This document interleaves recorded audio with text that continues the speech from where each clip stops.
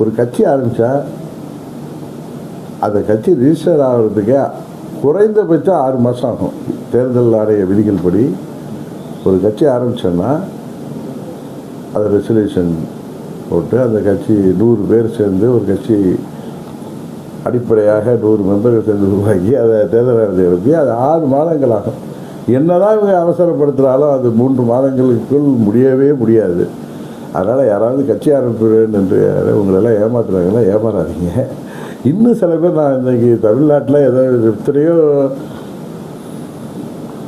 நிகழ்ச்சிகளை பார்த்துருக்கோம். கடந்த காலங்களில் எத்தனையோ அரசியல்கள் இருக்குது. ஆனால் திடீர்னு சாம்பார், திடீர் இட்லி மாதிரி திடீர்னு கட்சி தொடங்குவோம், திடீர்னு வேட்பாளர்களை, அதுவும் நிறைய கட்சிகள் இப்போ கூட திமுக என்ன பண்ணுறாங்க, பிள்ளை பிடிப்பவர்கள் போல் நம்ம ஊர்லலாம் அந்த பிள்ளை பிடிப்போம் பூச்சாண்டி மகள அது மாதிரி அண்ணா திமுகவில் எம்எல்ஏ இருந்தவங்களெல்லாம் பிடிக்கிறாங்க. அந்த தனிநபர்கள் அங்கே போய் சேர்வதனாலையும் அவர்கள் அம்மாவின் ஆட்சியை வரவிடாமல் தடுக்க முடியாது. யாரோ ஒரு சிலரை சட்டமன்ற உறுப்பினர்களாக இந்த இரட்டை இலையாளானவர்களை அவர்களை அழைத்து சென்று என்னதான் பணநாயகத்தோடு இருந்தாலும் அந்த தொகுதி மக்கள் என்ன நினைப்பார்கள் தெரியும்.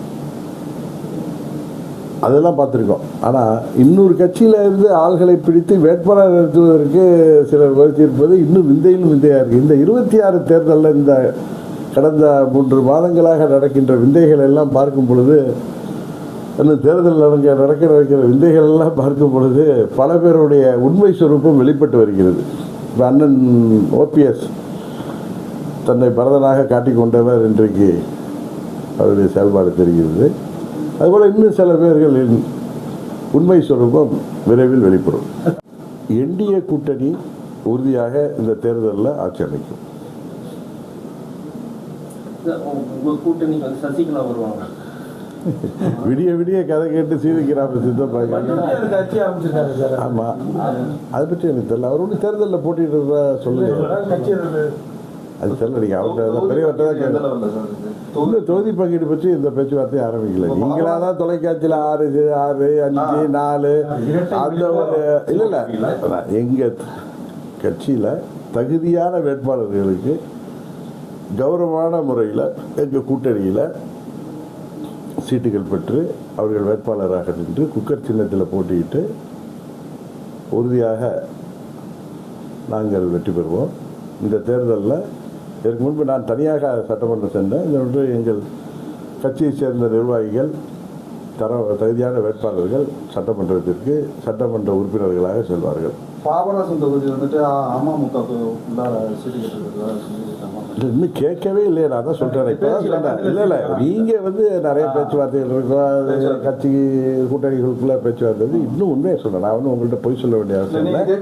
நான் மாண்புமிகு உள்துறை அமைச்சர் அவர்களை சந்தித்து நான் பிஜேபி கூட்டணியில் இருக்கேன். என்டிஏ கூட்டணி இருந்தாலும் அண்ணா திமுகவோட கூட்டணி இருந்தாலும் நான் பிஜேபி முக்கிய தலைவர்களை சந்தித்து, அது குறிப்பாக மாண்புமிகு உள்துறை அமைச்சர் அமித்ஷா அவர்கள் தான் தமிழ்நாட்டில் இந்த மக்கள் விரோத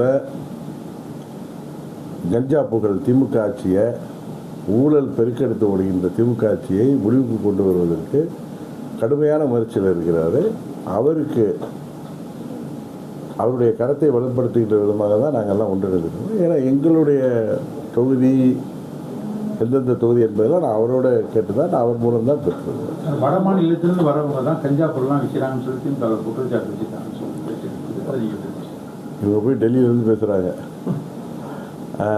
வட மாநிலத்தை சேர்ந்தவர்கள் எப்படி கஞ்சா எப்படி உள்ளார வருது, நீங்கள் உங்கள் காவல்துறையெலாம் என்ன பண்ணுது. இன்றைக்கி தான் தொலைக்காட்சியில் கூட பார்த்தா ஒரு காவல்துறை அதிகாரியே டெண்டருக்கெல்லாம் ரெக்கமெண்டேஷனுக்கு போய் ஏஜெண்டாக செயல்படுற மாதிரி காவல்துறையை சேர்ந்த காவலர்களே கஞ்சா விற்கிறாங்க. எவ்வளோ கேவலமாக போயிட்டுருக்கு இந்த ஆட்சி. வெளிநாட்டிலேருந்து இங்கே குண்டு வைக்கிறாங்கன்னு சொல்கிற மாதிரி தீவிரவாதிகள் வெளிநாட்டிலேருந்து பாகிஸ்தான்லேருந்து இங்கே கொண்டு வைக்கிறாங்கன்னு சொன்னால் எப்படி ஒரு ஆட்சியாளர்களுக்கு அது அழகாக. அதுபோல் இதுபோலாம் பேசுபவர்களெல்லாம் மக்கள் பார்த்து கொண்டு தான் இருக்கிறாங்க.